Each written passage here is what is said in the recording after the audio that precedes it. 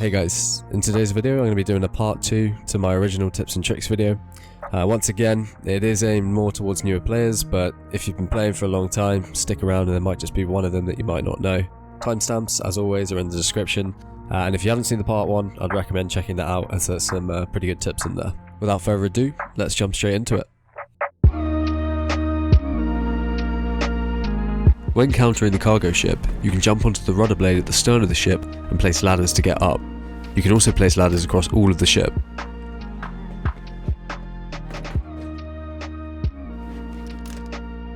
When using a minicopter at outpost, if someone jumps into the passenger seat, you're able to kill them on the balcony on the airfield tower in the bottom corner of the outpost.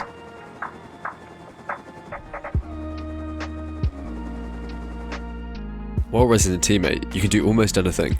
This includes placing deployables, medding, and shooting. The one thing you can't do is move. Scrap helis are extremely vulnerable to incendiary ammo. This makes Incen ammo a great tool to have on an oil rig. If you're getting encountered by a scrap heli, you can break it, everyone will fall to the water and the driver will die upon the explosion.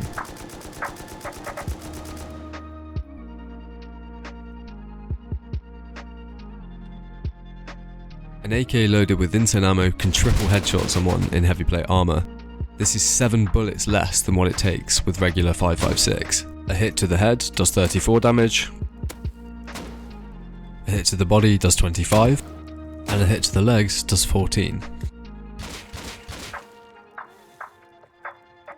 We all know launch site is full of loot. From the red card run to taking Bradley, there's plenty to be had. However, a relatively unknown form of loot there is the parkour run. After turning on 2 switches and then activating the timer, you're able to parkour across some broken beams and access this small room underneath yellow. In here you can find regular brown crates and milk crates. Once you've activated the timer, you have 2 options. You can either parkour across the beams,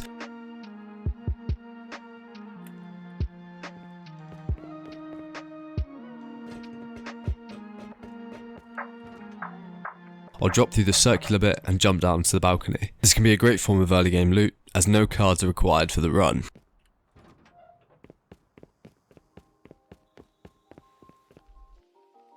A fast way of getting off the dome is jumping between these 2 pipes and holding W facing into one of them. This will reduce the fall damage or completely negate it, such as in the clip.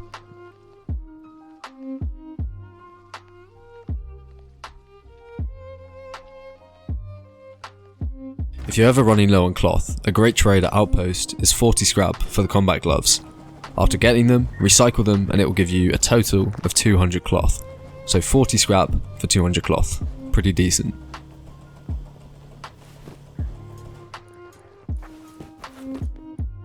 Drinking water can heal you up to 45 HP.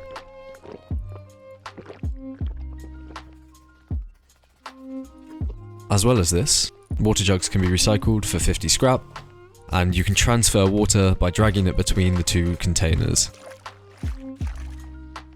Lower sensitivity in Rust allows your recoil sprays to be a lot more consistent and your aim to be a bit more accurate. However, every time you're moving around wanting to do a 180, you don't want to have to use up your entire mouse map.